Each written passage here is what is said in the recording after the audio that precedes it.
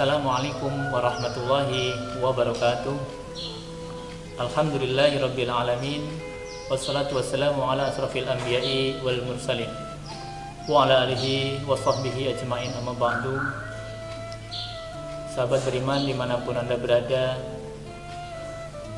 pada hari ini kita telah sampai pada satu masa, yakni kaum muslimin sedang berhikmat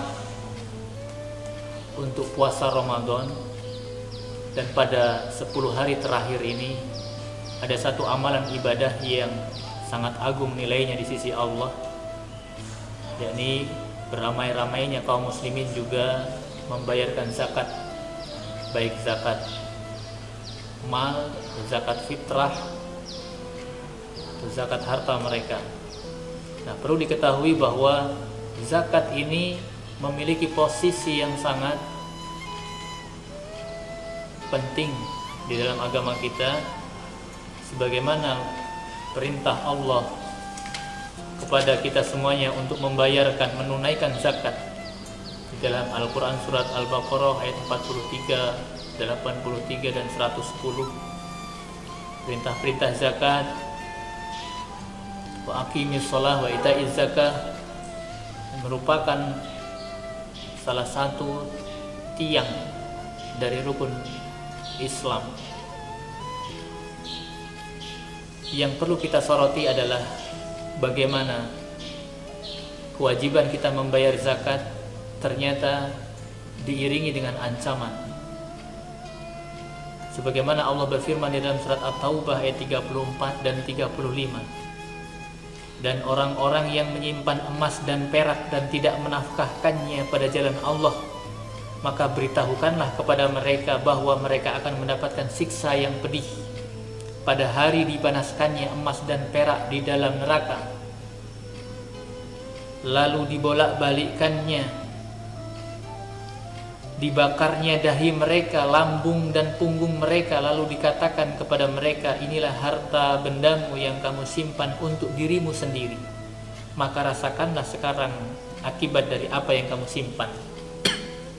Al-Quran surat At-Taubah mengancam bagi orang-orang yang mengumpulkan harta dengan melupakan kewajiban untuk membayar zakat. Nabi Muhammad SAW juga mensabdakan di dalam hadisnya yang diriwayatkan oleh Al-Imam Al-Bukhari nomor 1469,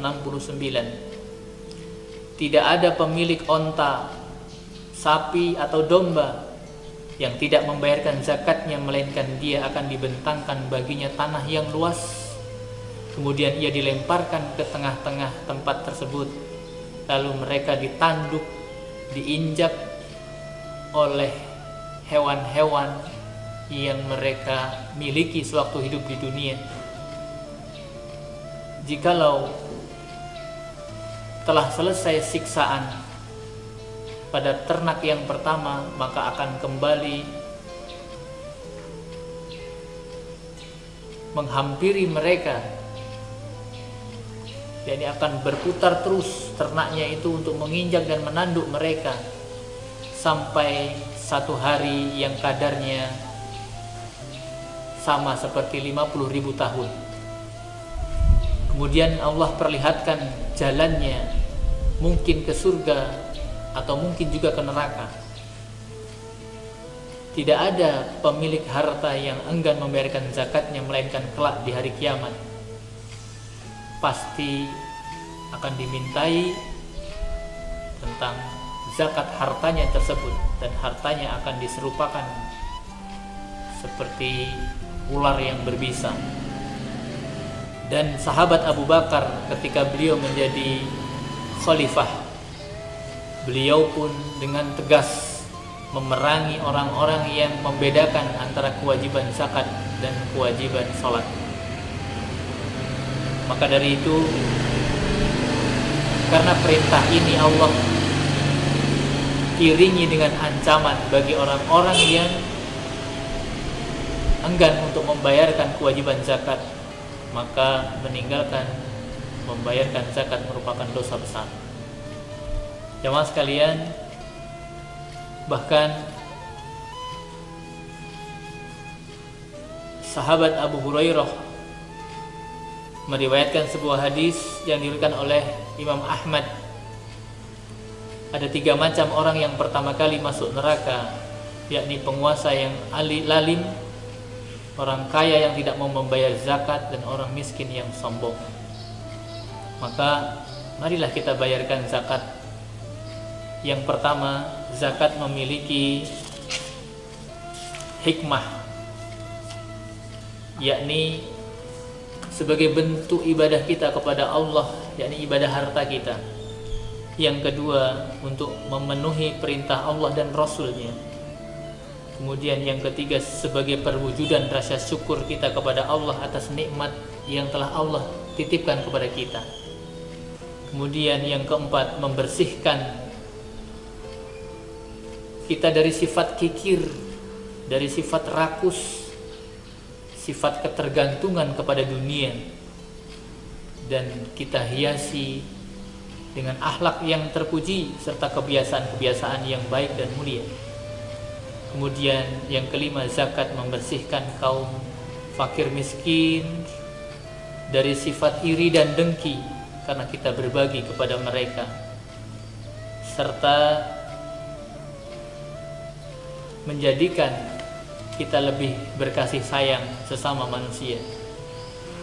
Kemudian yang keenam, membersihkan harta kita. Kemudian yang ketujuh, sebagai bentuk kepedulian. Kemudian sebagai bentuk ibadah sosial yang sangat ditekankan di dalam agama kita, bukan hanya kesolihan pribadi tetapi juga kesolihan sosial. Itulah di antara hikmah-hikmah yang bisa kita ambil. Maka marilah jemaah sekalian, karena hikmah dari membayar zakat ini sangat banyak sekali dan sangat besar di sisi Allah, juga diiringi ancaman bagi orang-orang yang enggan untuk membayarkannya. Maka marilah kita hidupkan kebiasaan membayar zakat atas harta kita. Semoga Allah berikan ganti yang lebih baik dan simpanan pahala yang berlimpah di akhirat bagi orang-orang yang senantiasa membayarkan zakatnya. Fastabiqul khairat. Wassalamualaikum warahmatullahi wabarakatuh.